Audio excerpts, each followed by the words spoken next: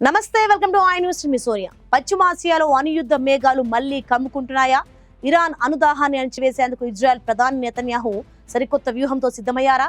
అవును, రాబోయే December 29న Donald Trump తో నెతన్యాహు జరపబోయే భేటీ ఇప్పుడు ప్రపంచవ్యాప్తంగా ఉత్కంఠ రేపుతోంది. ఇరాన్ బాలిస్టిక్ మిసైల్ కార్యక్రమంపై నిఘా వర్గాలు ఇచ్చిన షాకింగ్ రిపోర్ట్ తో నెతన్యాహు ట్రంప్ ను కలవబోతున్నారు. అసలు ఇరాన్ ఏం చేస్తోంది? ఈ ఇద్దరు నేతల భేటీ తర్వాత పశ్చిమాసియా మ్యాప్ మారబోతుందా? ఆ వివరాలు ఇప్పుడు చూద్దాం.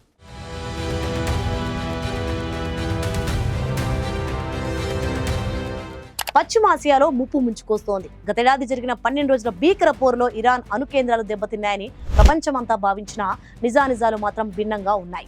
ఇజ్రాయెల్ ఇంటెలిజెన్స్ నివేదికల ప్రకారం ఇరాన్ తన అణు పరీక్షా కేంద్రాలను, బాలిస్టిక్ మిసైల్ తయారీ యూనిట్లను యుద్ధ ప్రాతిపదికన పునర్నిర్మించుకుంటోంది.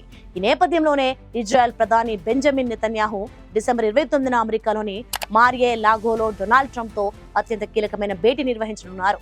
ఈ భేటీలో ప్రధానంగా ఇరాన్ బాలిస్టిక్ మిసైల్ సామర్థ్యంపై నెతన్యాహు పక్కా ఆధారాలను ట్రంప్ ముందు ఉంచబోతున్నారు. ఒకవేళ ఇరాన్ ఇప్పుడే కట్టడి చేయకపోతే ఆ దేశం నెలకు ఏకంగా 3000 బాలిస్టిక్ మిసైళ్లను తయారు చేసే స్థాయికి చేరుకుంటుందని ఇజ్రాయెల్ గట్టిగా నమ్ముతోంది. ఇది కేవలం ఇజ్రాయెల్ మనుగడకే కాదు, మొత్తం పశ్చిమాసియాలో ఉన్న అమెరికా ప్రయోజనాలకు కూడా గొడ్డలి పెట్టు అని నెతన్యాహు వాదించనున్నారు. గతంలో అమెరికా చేపట్టిన operation midnight hammer Iran అణుశక్తిని నిర్వీర్యం చేసిందని వైట్ హౌస్ చెబుతున్నప్పటికీ క్షేత్రస్థాయిలో ఇరాన్ మళ్లీ తన అణుకలను నిజం చేసుకునేందుకు పావులు కలుపుతోంది. ముఖ్యంగా గత దాడుల్లో దెబ్బతిన్న అణు రియాక్టర్లను ఇరాన్ సైన్యం భూగర్భంలో అత్యంత లోతైన ప్రాంతాలకు తరలించి అక్కడ గుట్టు చప్పుడు కాకుండా యురేనియం శుద్ధిని వేగవంతం చేస్తున్నట్లు శాటిలైట్ చిత్రాలు వెల్లడిస్తున్నాయి.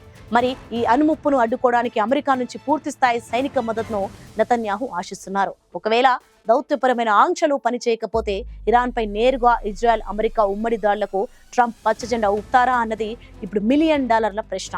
అణుబాంబు ఇరాన్ చేతికి చిక్కక ముందే దాన్ని తుత్తునియలు చేయడమే లక్ష్యంగా ఇజ్రాయెల్ తన తదుపరి మాస్టర్ ప్లాన్ ను సిద్ధం చేసుకుంటోంది.